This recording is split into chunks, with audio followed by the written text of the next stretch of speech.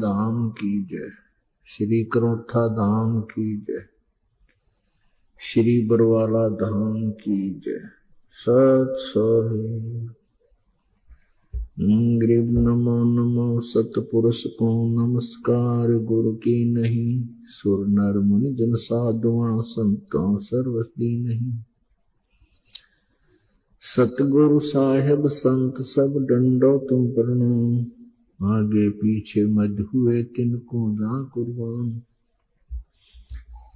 नराकार निर्विषम काल जाल वैवंदनम निर्लेपम निज निर्गुणम अकल अनुवेशंदनम।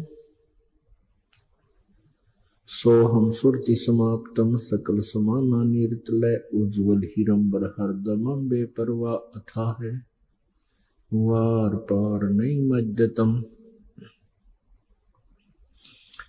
ग्रीव जो सुमरे सिद्ध होई गणनायक गलता ना करो अनुग्रह सोई पारस पद परवाना। आदि गणेश मनाऊं गणनायक देवन देवा चरण कमल लौलाऊं आदंत करूं सेवा।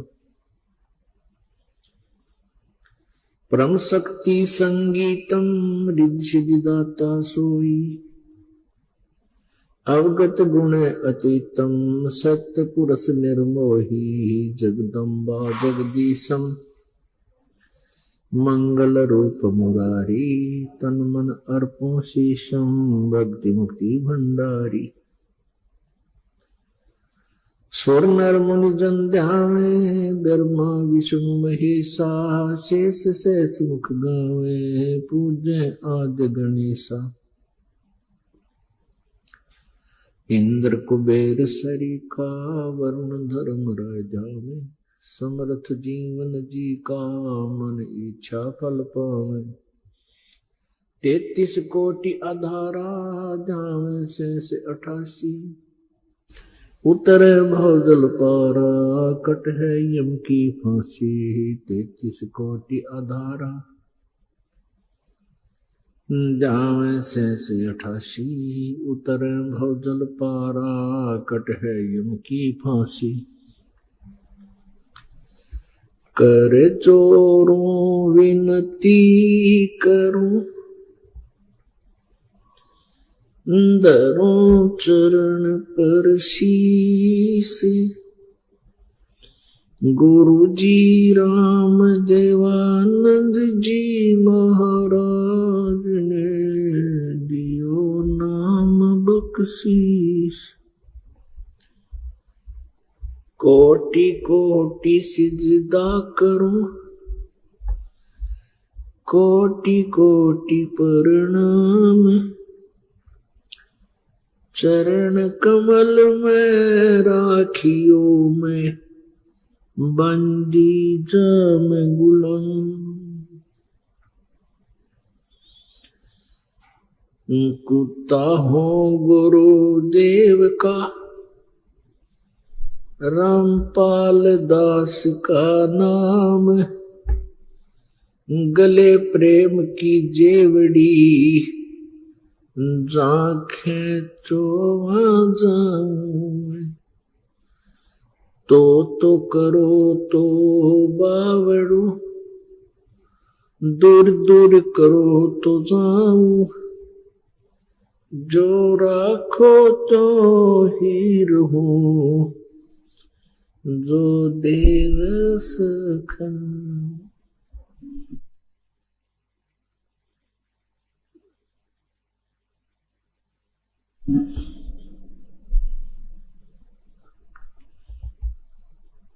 जय इब के सतगुरु मिले सब दुख आँखों रोए। चरणों ऊपर शीश धरूं कहूं जो कहनी होए। कबीर साईं मिलेंगे पूछेंगे कुशलात। आद अंत की सब कहूं अपने दिल की बात।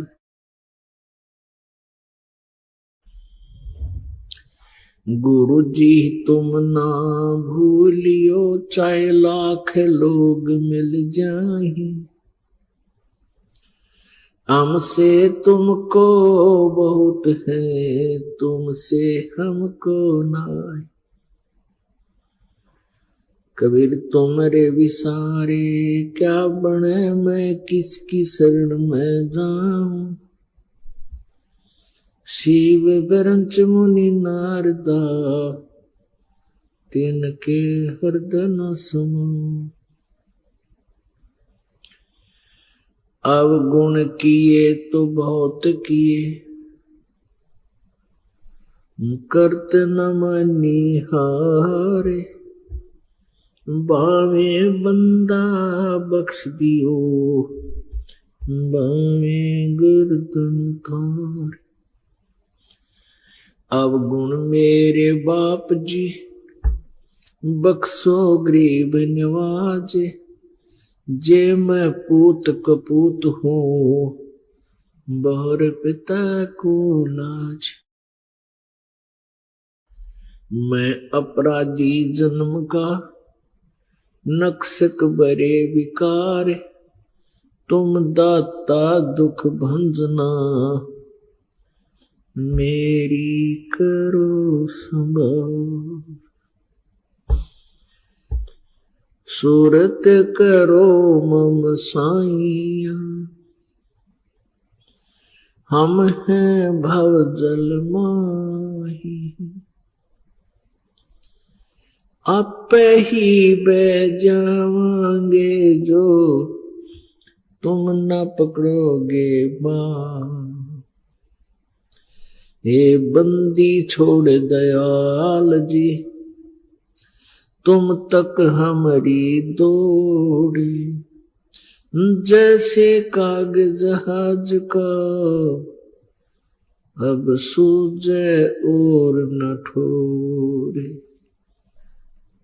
परम पिता पूर्ण ब्रह्म, सारी सृष्टि के रचनहार, कुल मालिक कबीर परमेश्वर जी की असीम कृपा से आप जी को यह सत्संग श्रवण करने का शुभ अवसर प्राप्त हुआ।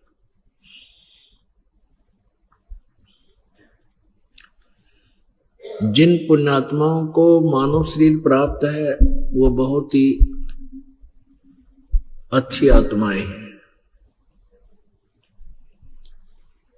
उनसे भी अच्छी वो आत्माएं हैं जिनको सत्संग प्राप्त होता है।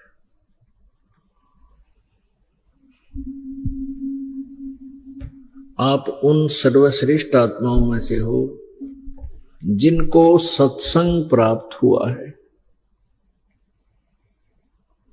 इस विश्व में अन्य कोई भी वस्तु सुलभ हो सकती है, लेकिन सत्संग दुर्लभ है। सत्संग उसी को कहते हैं जिसमें केवल सत्य भाषण हो, शास्त्र अनुकूल ज्ञान हो और शास्त्र अनुकूल ही समाधान और साधन हो, भक्ति विधि हो, मंत्र हो, उसको सत्संग कहते हैं। एक पंडाल लगा के, स्पीकर बांध के और उवाबाई बकने मात्र से सत्संग नहीं होता। तो पुण्यात्माओं, इस विश्व में कहीं सत्संग नहीं है। और ये बातें कड़वी अवश्य लगती हैं। इस विश्व में कहीं भी सत्संग नहीं है, इस बरवाला सतलोक आश्रम बरवाला के अतिरिक्त। जो पुण्यात्माएं यथार्थ ज्ञान से परिचित नहीं हैं, वो ये महसूस करते हैं कि ये संत जो है अभिमानी है, अपने आप को ही श्रेष्ठ सिद्ध करने की चेष्टा करता है। दास अभिमानी नहीं है, लेकिन तत्व ज्ञानी अवश्य है। गीता जी अध्याय नंबर 16 के श्लोक नंबर 23 में कहा कि जो तत्व शास्त्र विधि को त्याग कर जो मनमाना आचरण करते हैं, मनमानी पूजाएं करते हैं, उनको कोई लाभ नहीं होता, आध्यात्मिक लाभ कोई नहीं होता। ना उनकी सिद्धि होती है, न उनको कोई सिद्धि प्राप्त होती है, न उनको कोई सुख प्राप्त होता है, और न ही उनकी गति होती है, मोक्ष होता है। फिर तुरंत ही श्लोक नंबर 24 में कहा है कि इससे तेरे लिए अर्जुन शास्त्र कर्तव्य और अकर्तव्य की व्यवस्था में, यानी कौन से भक्ति कर्म करने चाहिए और कौन से ना करने चाहिए, उनके लिए सदग्रंथ ही प्रमाण है। किसी अन्य व्यक्ति के कहने मात्र से अपने भक्ति मार्ग को तू चेंज मत कर देना, बदल मत लेना। पुण्यात्मा, गीता जी अध्याय नंबर 7 के श्लोक नंबर 19 में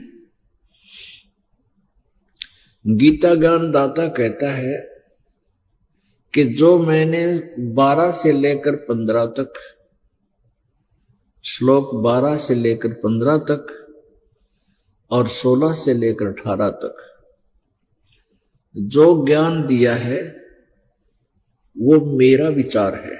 और उसमें क्या प्रमाण किया है कि तीनों गुणों, रजगुण ब्रह्मा, सतगुण विष्णु, तमगुण शिव जी की पूजा व्यर्थ है। फिर अपने विषय में गीता ज्ञान दाता कहता है कि मुझ ब्रह्म की साधना करते हैं वो 4 प्रकार के हैं। एक आरत, अर्थार्थी, जिज्ञासु और ज्ञानी। ज्ञानी को छोड़कर 3 जो हैं ये भी व्यर्थ बताए हैं। भले ही वह ब्रह्म साधना कर रहे हैं लेकिन उनकी साधना ठीक नहीं। अपने कहते हैं ज्ञानी जो है ये मुझे अच्छे लगते हैं क्योंकि इन्होंने जान लिया है कि अन्य देवताओं की पूजा नहीं करनी चाहिए और मानव जीवन केवल परमात्मा प्राप्ति के लिए ही मिला है। और ये उदार आत्मा, ये नेक आत्माएं परमात्मा की प्राप्ति में समर्पित तो हैं, लेकिन ये मेरे वाली ही अनुत्तम साधना में लीन है। कारण क्या है? क्योंकि इनको तत्वदर्शी संत नहीं मिला। तो 7वें अध्याय के 29वें श्लोक में 19वें श्लोक में कहता है गीता ज्ञान दाता कि बहुनाम जन्मानाम अन्ते ज्ञानवान माम प्रपद्यते वासुदेव सर्वमिति स महात्मा सुदुर्लभ है।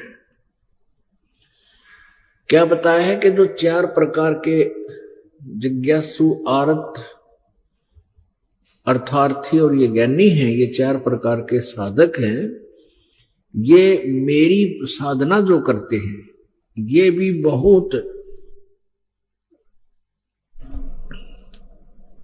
ये भी बहुत जन्म जन्म के जन्मांतर के किसी अंत के जन्म में मेरी पूजा करते हैं, नहीं तो अन्य उपासना में ही अपना जीवन व्यर्थ कर जाते हैं। बहुनाम जन्मानाम अन्ते ज्ञानवान माम प्रपद्यते। बहुत से जन्मों के अंत में ये ज्ञानी आत्मा, ज्ञानवान मेरी यानी ब्रह्म तक की साधना तक पहुंचते हैं। वासुदेव सर्वमिति स महात्मा सुदुर्लभ है।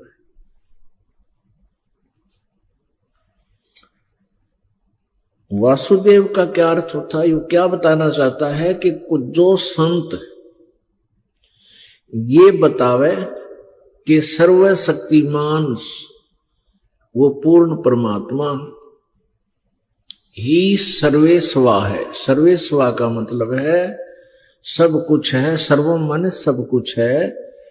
सब कुछ का तात्पर्य है कि वही कुल मालिक है और वही पूजा के योग्य है वही पाप दंड नाशक है और वही पूर्ण मोक्षदायक है। स महात्मा सुदुर्लभ है। ओए होए, कहते हैं वो संत, वो तत्वदर्शी संत सुदुर्लभ है। सुदुर्लभ यानी मुश्किल से प्राप्त होने वाला है। अति दुर्लभ है यानी बहुत मुश्किल से मिलेगा। पुण्यात्मा, ये शब्द दास ने जो बोला है कि इस पृथ्वी पर वर्तमान में कहीं भी सत्संग नहीं है, तो इस बात को सुनना तो आसान है लेकिन हजम करना बड़ा मुश्किल है। इसको हजम कराने के लिए कुछ ऐसी औषधि पिलाई जाती है ताकि ये डाइजेस्ट हो जाए, क्योंकि कहने मात्र से तो सभी अपने अपने ज्ञान को, अपनी साधना को श्रेष्ठ मानते हैं, तभी तो वो लगे हुए हैं। यदि उन पुण्यात्माओं को ये पता लग जावे कि हम जो रास्ता पकड़ा है ये हमारा नहीं है, ये रास्ता हमारे घर को नहीं जा रहा है, तो तुरंत त्याग देंगे। अभी तक कोई किसी साइड में भी जा रहा है, वो ये सोच रहा है मैं अपने घर को जा रहा हूं। यानी भक्ति मार्ग का अर्थ होता है वे ऑफ वर्शिप, पूजा की विधि, भक्ति का रास्ता, यानी अपने परमात्मा के पास जाने का वे, मार्ग।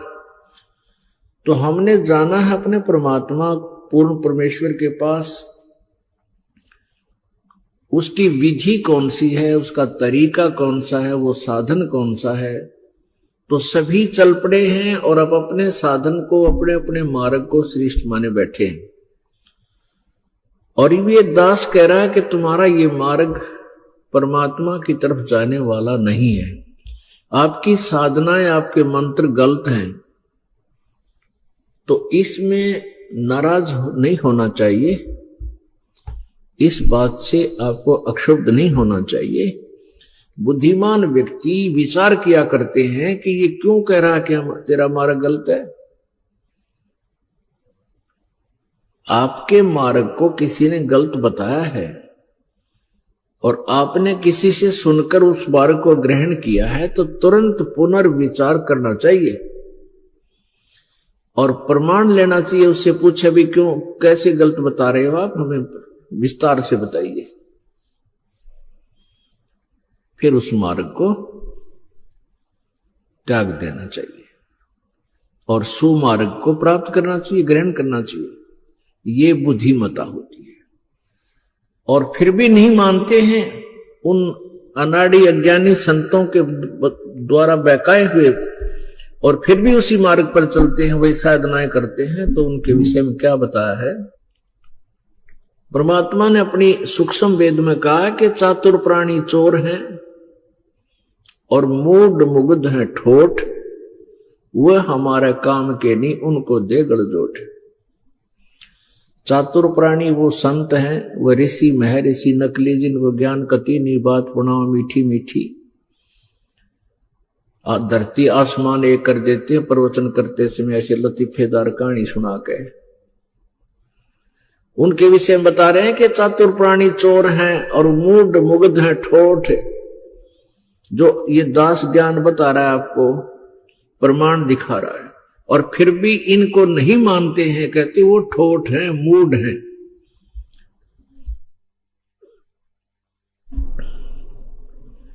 इस ज्ञान को जो दास आपको प्रमाण सहित दिखा रहा है और फिर भी स्वीकार नहीं करते, उनके बारे में बताया है कि वो मूढ़ हैं।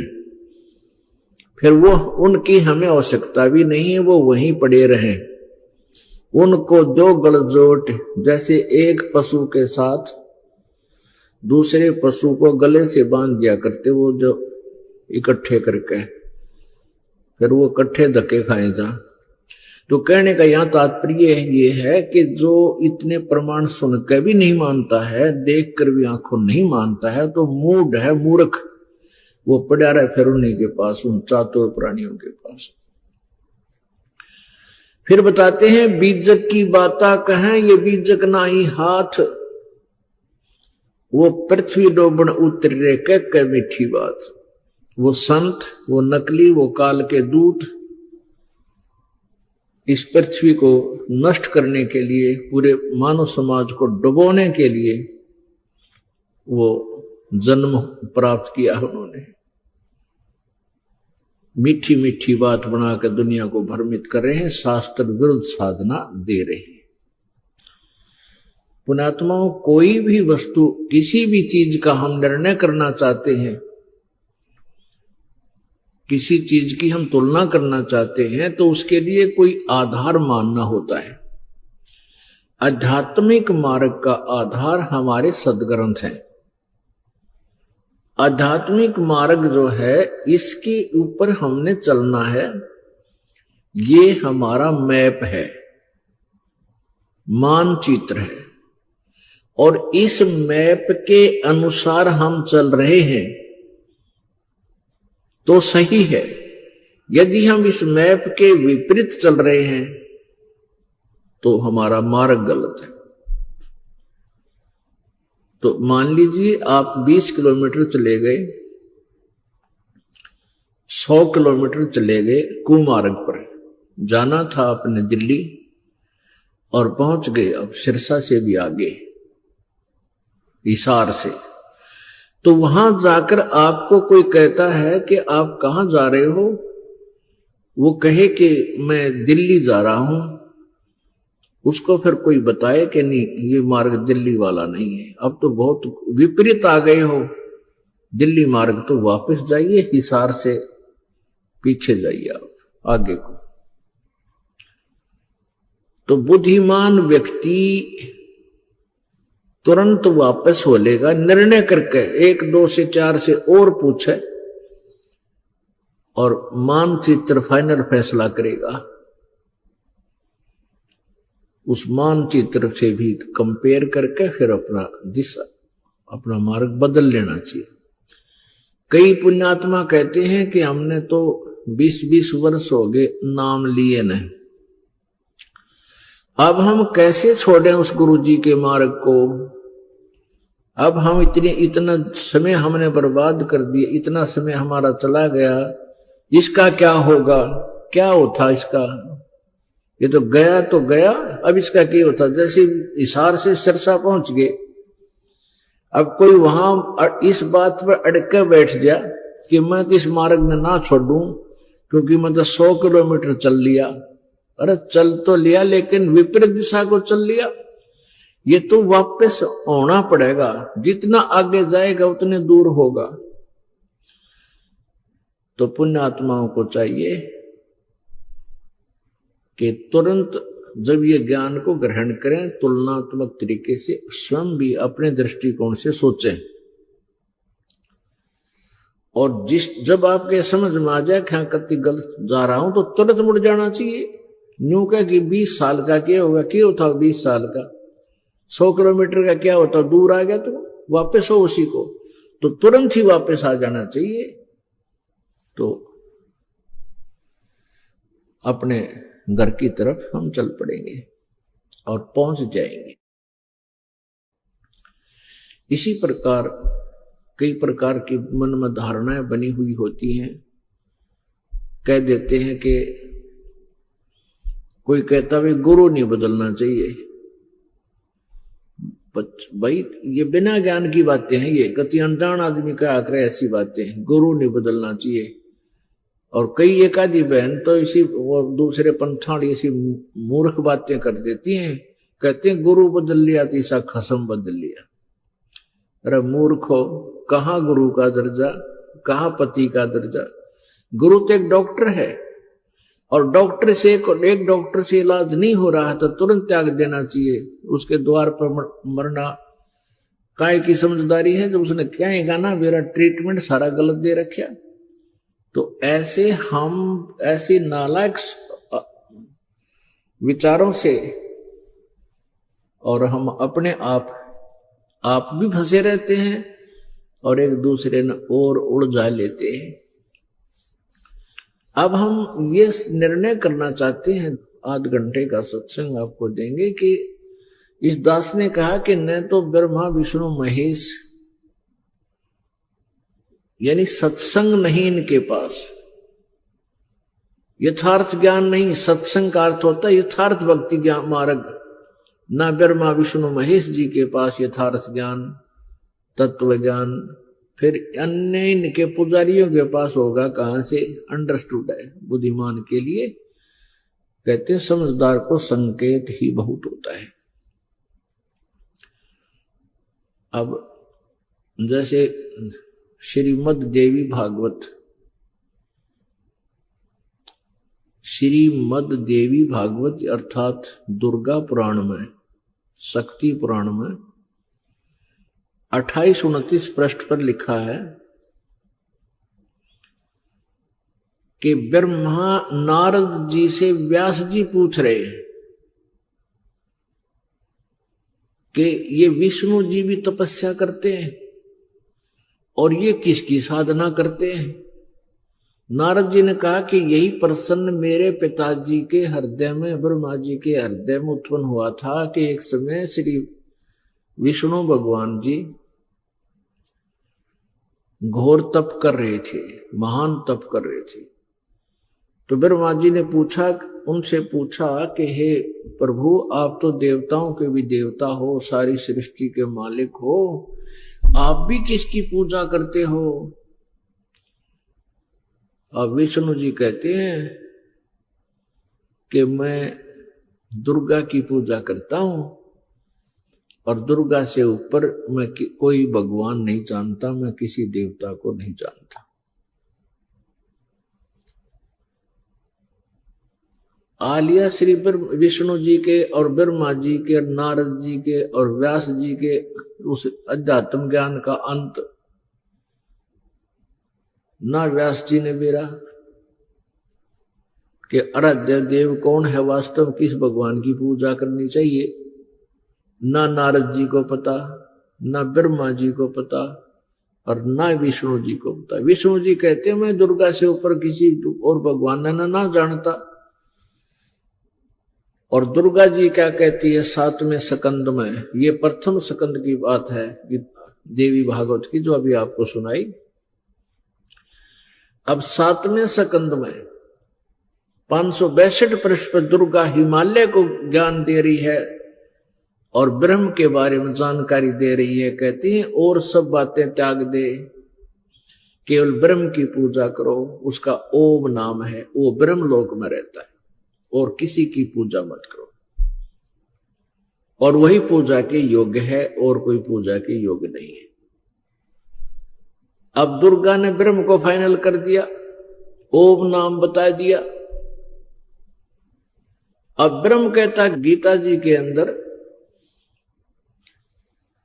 8वें अध्याय के 13वें श्लोक में यो गीता ज्ञानदाता ब्रह्म श्री कृष्ण जी में प्रवेश करके यो सर्वब्रह्म सर्वपुरुष, इसको ज्योति निरंजन काल भी कहते हैं, ये श्री कृष्ण जी में प्रेत की तरह प्रवेश करके बोलता है, गीता जी का ज्ञान दे रहा है। 8वें अध्याय के 13वें श्लोक में कहता है कि मुझ ब्रह्म का ओम इति एक अक्षरम ब्रह्म व्यवहारन माम अनुसमरण, और ये प्रयाति तजन देहम सयाति परमाम गतिम। मुझ ब्रह्म का केवल एक ओम अक्षर का ओम मंत्र है, नथिंग एल्स, और उच्चारण करके सुमन करने का, और जो अंतिम श्वास तक शरीर त्याग कर जाते समय तक जो इस ओम नाम का जाप करता है वो मेरे वाली गति को प्राप्त होता है। अपनी गति को 7वें अध्याय के 18वें श्लोक में कहता है कि ये ज्ञानी आत्मा उद्धार तो है, नेक है मेरे विचार में, लेकिन ये मेरे वाली ही अनुत्तम गति में स्थित है, यानी घटिया साधना मेरे वाली घटिया साधना में लीन है। क्योंकि इनको तत्वदर्शी संत नहीं मिला। अब ब्रह्म तो कह रहा है कि 18वें अध्याय के 62वें श्लोक में कि अर्जुन तू सर्वभाव से उस परमेश्वर की शरण में जा जिसकी कृपा से तू परम शांति और शाश्वत स्थान यानी सनातन परम धाम उस सतलोक को प्राप्त होगा, अमर लोक को प्राप्त होगा, फिर तेरा पूर्ण मोक्ष हो जाएगा। उसके बारे में क्या बताते हैं कि 8वें अध्याय के प्रथम मंत्र में गीता ज्ञानदाता से अर्जुन ने पूछा कि वो किम तत्ब्रह्म। आपने जो 7वें अध्याय के 29वें श्लोक में जिस तत्ब्रह्म के बारे में जानकारी दी है कि उसको जानने के उपरांत फिर ये प्राणी जरा और मरण से ही छूटने का प्रयत्न करता है और किसी वस्तु की चाह उसको नहीं रहती।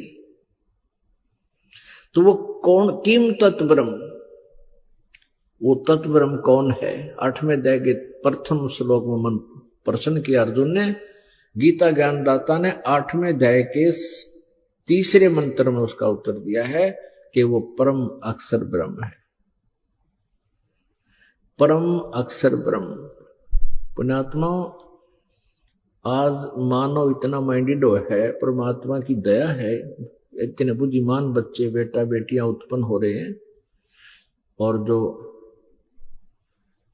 बुजुर्ग हैं वो भी बहुत सियाने हो गए, मोबाइल कान कर रखे हैं, हर तरह से मतलब वो बुद्धिमान हो गए हैं। और जो हमारी एज के हैं तकरीबन, वो उसमें पढ़ाई शिक्षा शुरू हो गई थी, उससे पहले के वो थोड़े बच रहे हैं और उनको भी समझाया जा सकता है। तो कहने का भाव यह है कि यहां हमने समझना है कि यहां कौन परमात्मा है जिसकी हम पूजा करें। जैसे गीता जी अध्याय नंबर 15 के श्लोक नंबर 1 से 4 में और 16 और 17 में यहां 3 परमात्मा क्लियर करे हैं। उल्टा लटका हुआ संसार रूपी वृक्ष का उदाहरण देकर बताया है कि ऊपर ने तो परम अक्षर ब्रह्म है, ऊपर को जड़ है संसार रूपी वृक्ष की, यानी मूल मालिक। जड़ का अर्थ होता मूल, मुख्य। ऊपर को जड़ समझो, जहां से सबकी उत्पत्ति होती है, जो सबसे बाहर अंकुर फूटते हैं, वो जड़ है ऊपर ने उस संसार रूपी वृक्ष की। और नीचे ने तीनों गुण रूपी शाखा, रजगुण ब्रह्मा सदगुण विष्णु तम गुण शिव जी। और जो संत इस उल्टे लटके हुए संसार रूपी वृक्ष को सभी विभागों सहित बता देगा कि जड़ मुख्य, जड़ माने मूल मालिक कौन है, और बाहर जो तना दिखाई देता है वो कौन है, उसे मोटी डार निकलती है वो कौन, भगवान है, और वो शाखाएं जो होती हैं वो क्या है। तो परमेश्वर कबीर जी ने आकर ही ये तत्व ज्ञान इस संसार में आध्यात्मिक ज्ञान दिया था, सत्संग बताया था। खुद पूर्ण परमेश्वर ने, परम अक्षर ब्रह्म ने इस पृथ्वी पर आकर के अपने नियमानुसार, अपने विधान अनुसार वो वहां से चलकर आते हैं, यहाँ श्रेष्ठ आत्माओं को मिलते हैं और फिर उनको तत्व ज्ञान से प्रेरित ओतप्रोत कर देते हैं। तो उन्होंने आकर स्वयं बताया था कि अक्षर पुरुष एक पेड़ है, जो ही इससे बाहर निकलते ही, जमीन से बाहर निकलते ही जो वृक्ष का हिस्सा शुरू होता है वो तना होता है। तो तना तो समझो ये तो अक्षर पुरुष है, अक्षर ब्रह्म कहो चाहे अक्षर पुरुष कहो। फिर उससे आगे एक मोटी डार निकलती है कई, उनमें से एक मोटी डार को समझो वो शर पुरुष है, शर पुरुष है, शर। इसको हम सीधा देसी भाषा में, संत भाषा में क्षर पुरुष बोल देते हैं। क्षर ब्रह्म कहो या इसे क्षर पुरुष कहो। उस क्षर ब्रह्म से उस मोटी डार के आगे शाखाएं हैं, 3 शाखाएं, तो तीनों देवा शाखा है। रजगुण ब्रह्मा, सतगुण विष्णु, तमगुण शिव जी रूपी। अक्षर पुरुष एक पेड़ है, निरंजन वाकी डार, निरंजन भी कहते हैं अक्षर पुरुष को। और तीनों देवा शाखा है, ये पात रूप संसार।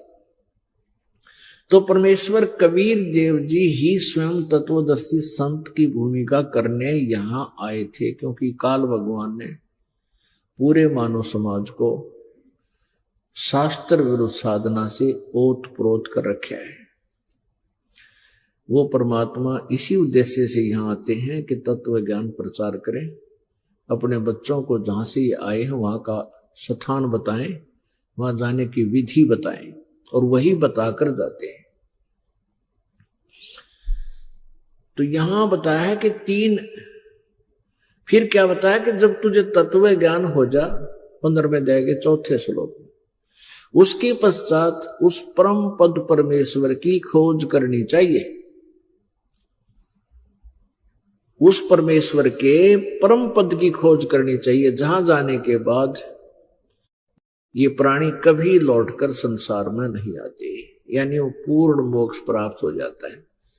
और जिस परमेश्वर से इस संसार रूपी वृक्ष की प्रवृत्ति विस्तार को प्राप्त हुई है, या कहने का भाव कि जिस परमात्मा ने इस सारे ब्रह्मांडों की रचना की है। और गीता ज्ञानदाता कहता मैं भी उसी की शरण में हूं। ओह, अब कंसेप्ट क्लियर कर दिया।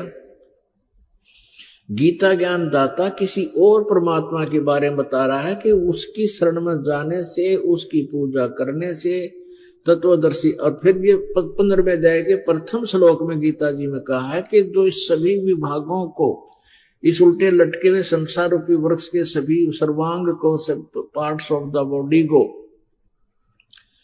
पार्ट्स ऑफ द ट्री को जो भिन्न भिन्न बता देगा, सवेदवित, वो तत्वदर्शी संत है, उसके पास सत्संग है।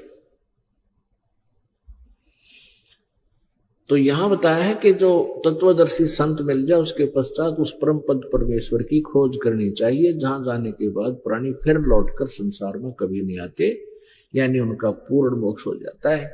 और जिस परमेश्वर ने सारे ब्रह्मांडों की रचना की है, और गीता ज्ञानदाता कहता मैं भी उसी की शरण में हूं और केवल उसी की ही पूजा करनी चाहिए।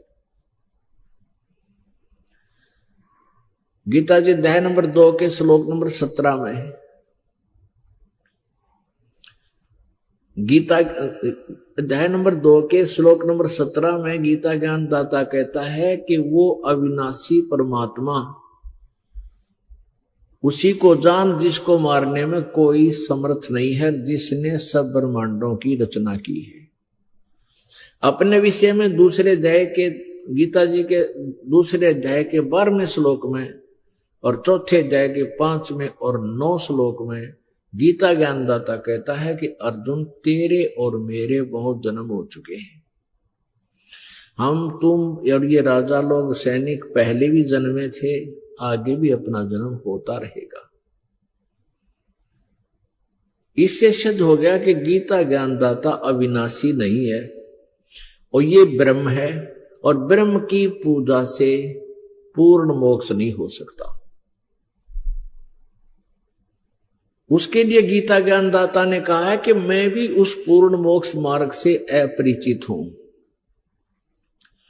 उसके लिए चौथे अध्याय के 34वें श्लोक में कहा है कि उस तत्व ज्ञान को, कौन से तत्व ज्ञान को? गीता जी अध्याय नंबर 4 के श्लोक नंबर 2 में, गीता जी अध्याय नंबर 4 के श्लोक नंबर 32 में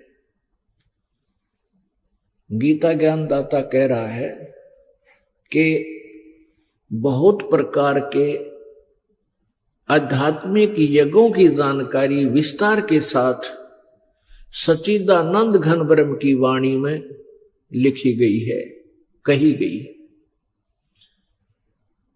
और उसको तो कर्मों से होने वाली जान, और उसको जानने के पश्चात फिर तो सब प्रकार से मोक्ष को, सब बंधनों से मुक्त हो जाएगा। पुण्यात्मा, जिनको अभी तक किसी को भी तत्व ज्ञान नहीं था, किसी के पास सत्संग नहीं था, जिस कारण से सदग्रंथों के अनुवादों का भी अनर्थ कर डाला इन्होंने। गीता जी अध्याय नंबर 4 के श्लोक नंबर 32 में इन्होंने गड़बड़ कर दी अनुवादकर्ताओं ने। इसमें लिखा है कि ब्रह्मणे मुखे, और अनुवादकर्ता ने इसका अर्थ कर दिया वेद की वाणी में। नहीं, यहां ब्रह्मणे मुखे का अर्थ है सच्चिदानंद घन ब्रह्म, यानी परम अक्षर ब्रह्म के मुखे माने मुख से उच्चारित उस अमृत वाणी में, उस परमात्मा द्वारा स्वयं बोले गए उस तत्व ज्ञान में ये सब ज्ञान विस्तार से कहा गया है।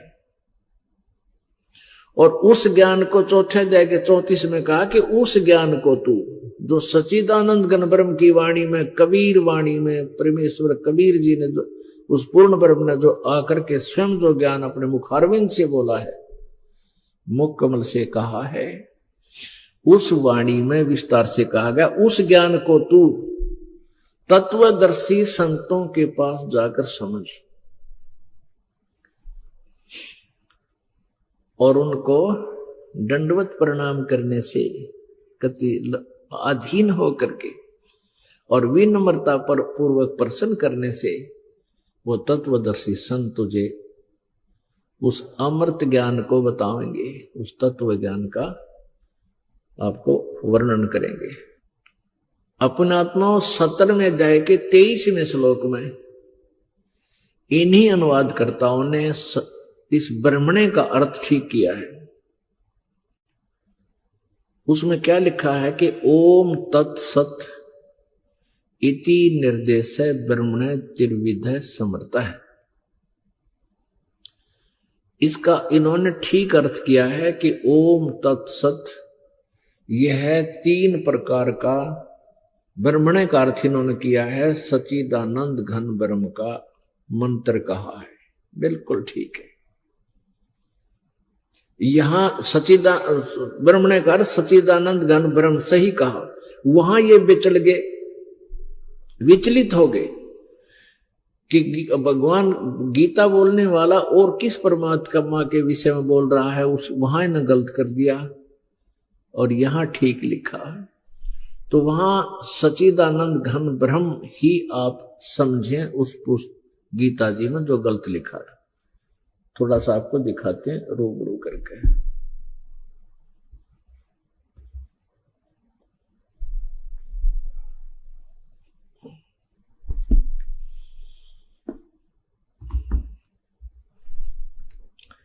ये देखिएगा श्रीमद् भगवत गीता, इसके अनुवादक हैं जय दयाल गोविंद का। ये जय दयाल गोविंद का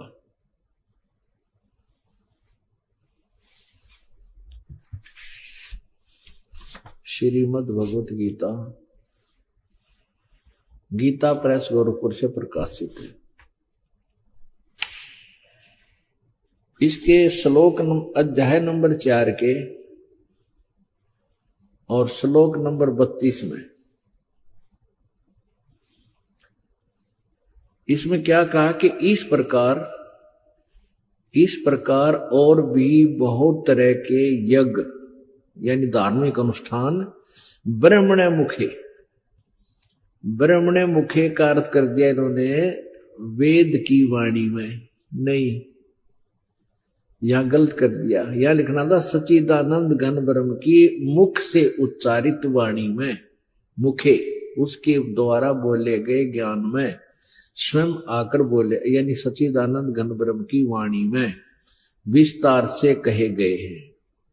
अब यहां देखिएगा 70वें अध्याय का, इसमें क्लियर होगा ब्रह्मणे का अर्थ क्या है। अब 23वां श्लोक इसका यहां देखिएगा, इन्होंने यहां अनुवाद ठीक किया है। ओम तत्सत इति निर्देश है ब्रह्मण है त्रिविध समर्थ है। ब्राह्मणा तेन वेदा च यगा च विहिता पुरा। इन्होंने स्वयं ठीक अनुवाद किया है यहां पर, ओम तत्सत। ऐसे यह 3 प्रकार का ब्रह्मण माने सच्चिदानंद घन ब्रह्म का नाम कहा है। ये ब्रह्मण वही है, सच्चिदानंद घन ब्रह्म। हम यहां इसको चौथे अध्याय के 32वें श्लोक में, चौथे अध्याय के 32वें श्लोक में हम इस ब्रह्मण का अर्थ करते हैं सच्चिदानंद घन ब्रह्म की वाणी में विस्तार से कहे गए हैं। उसके बारे में यहां चौथे अध्याय के ही 34वें श्लोक में कहा कि उस तत्व ज्ञान को, अध्याय नंबर 4 का और श्लोक नंबर 34, उस ज्ञान को जो सच्चिदानंद घन ब्रह्म की वाणी में बोला गया है, कबीर वाणी में गया क्या बोला गया है, उस ज्ञान को तू तत्वदर्शी ज्ञानियों के पास जाकर समझ। इसे सिद्ध है कि गीता ज्ञान दाता से कोई और ज्ञान है और उसका बताने वाला भी कोई और है। उनसे भली बाती समझ। उस ज्ञान को तू तत्वदर्शी ज्ञानियों के पास जाकर समझ। उनको भली भांति दंडवत प्रणाम करने से, उनकी सेवा करने से, कपट छोड़कर सरलता पूर्वक प्रश्न करने से वे परमात्म तत्व को, यानी तत्वदर्शी न, वो तत्वदर्शी संत ज्ञानी महात्मा तत्व ज्ञान का तुझे उस तत्व ज्ञान का उपदेश करेंगे। अब इसमें ये स्पष्ट करना था कि इन्होंने यहां अनुवाद गलत कर दिया, क्योंकि जहां भी ये विचलित हो जाते हैं वहीं गड़बड़ कर गए। और भोली आत्माएं थी, इनको संस्कृत के ज्ञाता जान करके इनके द्वारा किए गए अनुवाद में कोई जो है शंका नहीं कर पाए।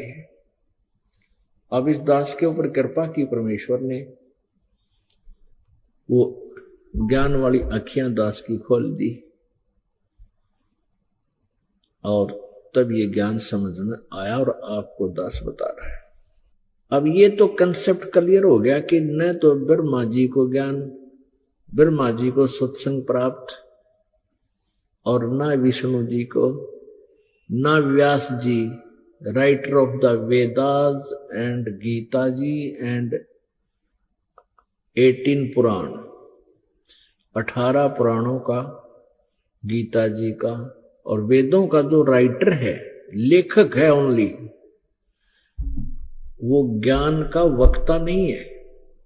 इन वेदों और गीता का, पुराणों में कुछ ज्ञान का वक्ता भी है, लेकिन वेद और गीता का वो केवल राइटर है। और वक्ता कौन है वेदों का? ये ब्रह्म है, ज्योति निरंजन है, 21 ब्रह्मांड का स्वामी है। उसने ये ज्ञान बोला और वेद व्यास को दिव्य दृष्टि दे दी। उसने वो जो कुछ भी एज इट इज वार्ता हुई वो लिख दी, बस इतना सा काम। इनको आध्यात्मिक ज्ञान नहीं था, इनको सत्संग प्राप्त नहीं था। दास यही आपको क्लियर करना चाहता है कि आज विश्व में किसी के पास भी सत्संग नहीं है। अब दास ने एक शब्द और बोला था कि ब्रह्मा विष्णु महेश पूजा के योग्य नहीं है, ये अविनाशी नहीं है। अब ये बातें विशेषकर पवित्र हिंदू समाज में आसानी से स्वीकार्य नहीं है, लेकिन स्वीकार करनी पड़ेंगी, क्योंकि और विकल्प अब रहा नहीं।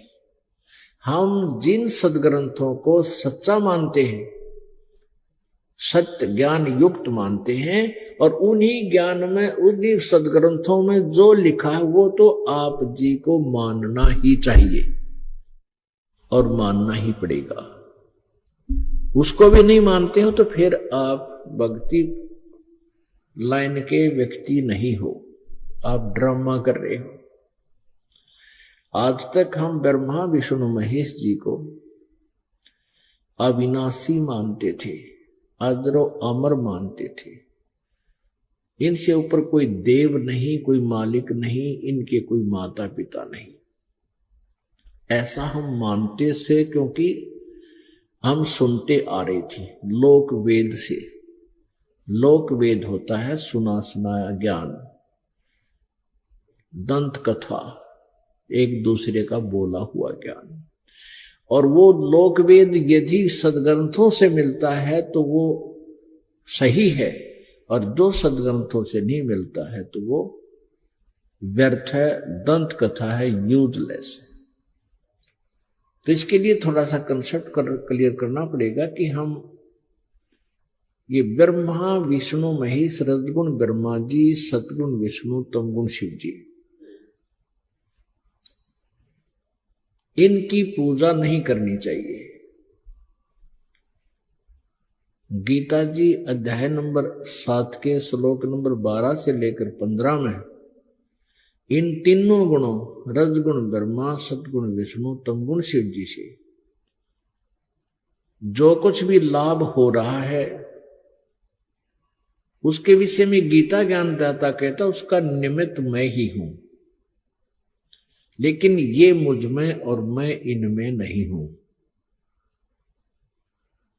अपुणात्मा फिर ये काल कहता है कि जिनका ज्ञान इन्हीं तीनों देवताओं रजगुण ब्रह्मा, सतगुण विष्णु, तमगुण शिव जी के द्वारा हरा जा चुका है, यानी लोक वेद के आधार से इतने इनके ऊपर आसक्त हो गए हैं और इनसे ही मिलने वाले अक्षणिक लाभ को प्राप्त करके ये उसको अंतिम मान बैठे हैं। उनकी बुद्धि इन तीनों गुणों की महिमा सुनने से, ब्रह्मा विष्णु महेश की महिमा सुन सुनकर इतनी हरी जा चुकी है, इतनी ग्रिप होगी है इनके ऊपर कि वो फिर और नहीं मानते किसी की। और ऐसे उनके विषय में क्या बताया है कि राक्षस स्वभाव को धारण किए हुए मनुष्यों में नीच दूषित कर्म करने वाले ये मूर्ख, गीता ज्ञानदाता ब्रह्म कहता है मेरी साधना भी नहीं करते।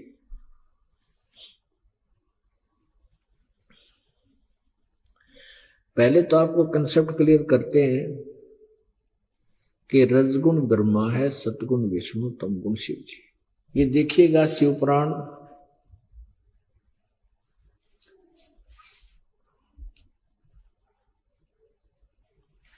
गीता प्रेस गोरखपुर से प्रकाशित है।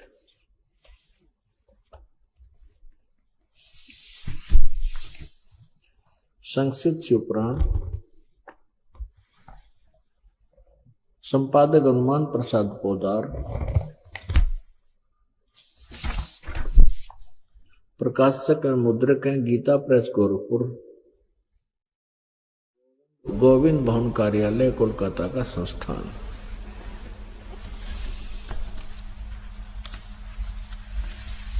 इसके 110 पृष्ठ पर आपको दिखाते हैं।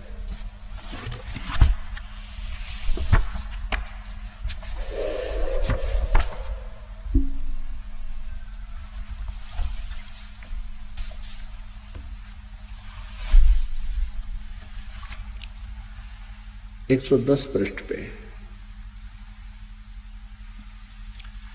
और ये है 9वां रुद्र संहिता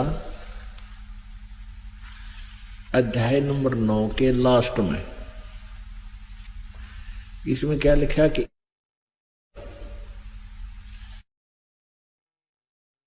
इस प्रकार ब्रह्मा विष्णु तथा रुद्र इन 3 देवताओं में गुण हैं, परंतु शिव गुणातीत माने गए हैं, वो इनसे न्यारा माना गया है। यानी वो काल है शिव, ये काल है जो इसमें शिव की भूमिका कर रहे हैं। ब्रह्मा विष्णु और महेश ये रुद्र ये इससे अलग है। रजगुण ब्रह्मा है, सतगुण विष्णु, तमगुण शिव जी, यानी तीनों गुणों में, तीनों देवताओं में गुण हैं। अंडरस्टूड हो गया कि ये रजगुण ब्रह्मा, सतगुण विष्णु, तमगुण शिव जी, और ये इनसे अलग है। इससे हमने इतना ही लेना है। अब देखिएगा ये श्रीमद् देवी भागवत हिंदी टीका सहित भाग 1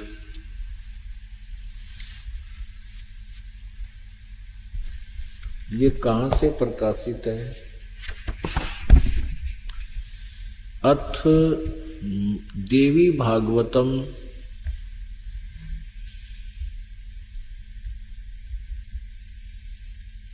अथ देवी भागवतम सभाष्टिकम समातम खेमराज श्री कृष्ण दास प्रकाशन बंबई 4 से। और ये 30वें स्कंद पर हम आते हैं। इसमें क्या लाभ हमें कि हिंदी भी लिखी और संस्कृत भी। अथ श्रीमद देवी भागवते बासाटिका युक्ते 3 स्कंद है प्रारंभते।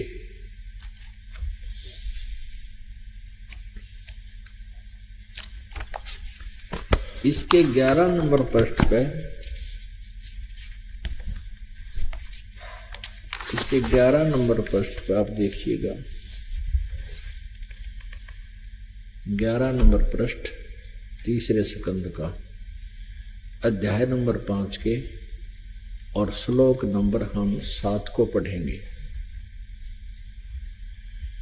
8 को, ये 7वां या खत्म हुआ 8वां। हे माता, शंकर जी बोल रहे, हे माता, यदि हमारे ऊपर आप सदा दया युक्त हैं हो तो हमको तमोगुण में किस प्रकार प्रदान किया है। ये प्रदान शब्द नहीं है, या दिखाएंगे संस्कृत में। इसका अर्थ है कि आपने मुझे सत्व तमोगुण किस प्रकार बनाया है, प्रदान किया। और ब्रह्मा को रजोगुण और हरि सतोगुण। अब यहां देखेंगे, ये संस्कृत है। 7वां श्लोक अंत हुआ और 8वां प्रारंभ होता है। यदि दया धर्मना, यदि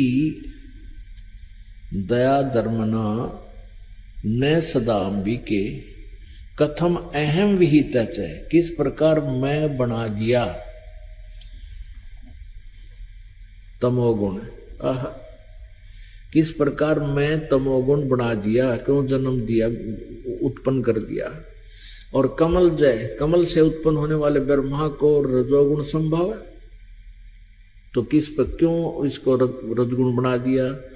सुवित किमु, तो सतोगुण हरि, और विष्णु को तुमने सतोगुण क्यों बना दिया। इति सिद्धम, रजगुण ब्रह्मा है, सतगुण विष्णु, तमगुण शिव जी। आज के सत्संग का विषय है, जैसे परमात्मा की वाणी में 3 लोक और भवन चतुर्दश, कोई नहीं सत्संगी। 3 लोक और भवन चतुर्दश में कोई भी सत्संगी नहीं है, यानी कोई भी तत्व ज्ञान से परिचित नहीं है, जो सत्संग से परिचित नहीं है। कहीं भी सत्संग नहीं होता, केवल दंत कथाएं सुनाई जाती हैं, लोक वेद सुनाई जाती है।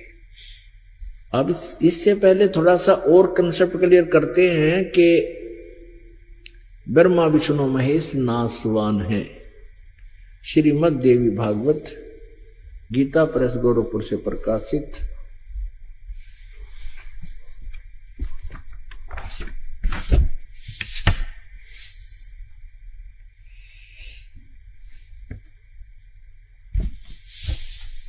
श्रीमद देवी भागवत, सचित्र मोटा टाइप, संपादक हनुमान प्रसाद पोदार और चिमनलाल गोस्वामी। ये कहां से प्रकाशित है, अभी आपको दिखाया। प्रकाशक के मुद्रक हैं गीता प्रेस गोरखपुर, गोविंद भवन कार्यालय कोलकाता का संस्थान। इसके 123 पृष्ठ पर है।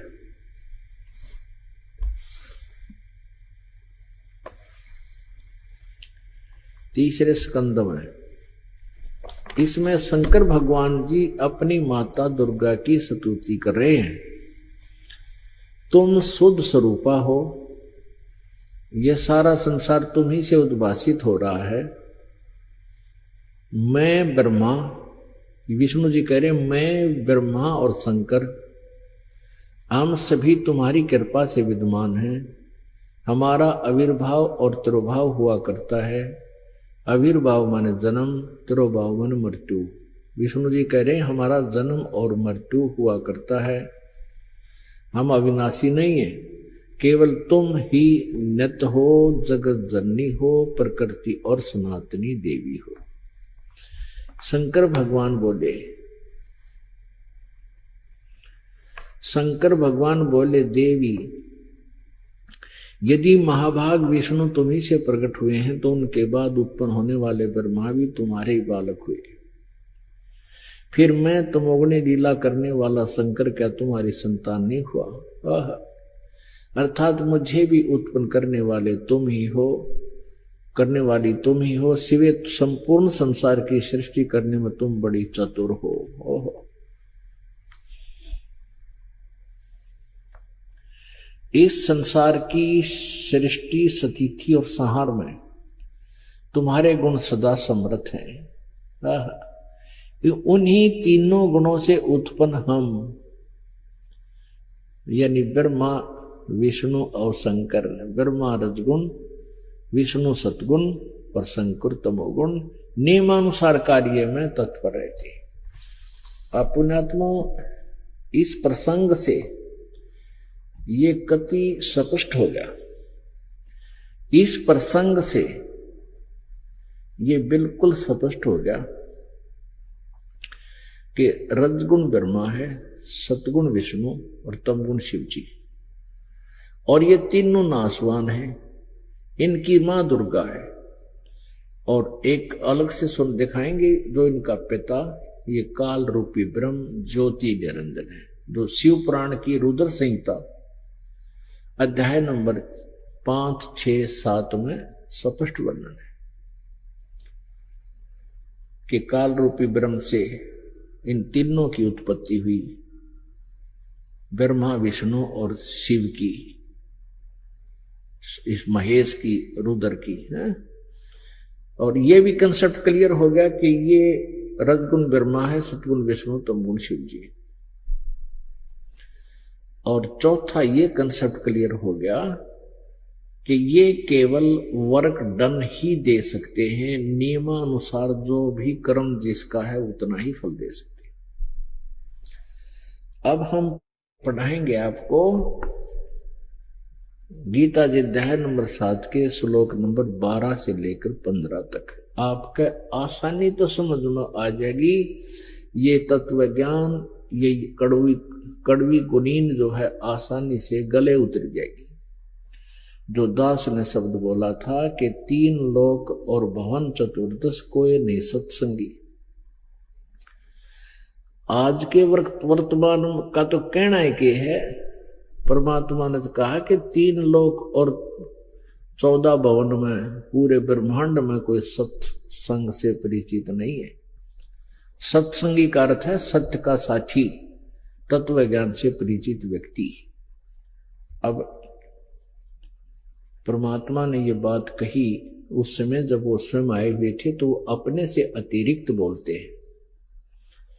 तो आज दास कह रहा है कि इस दास के अतिरिक्त पूरे विश्व में किसी के पास भी आध्यात्मिक यथार्थ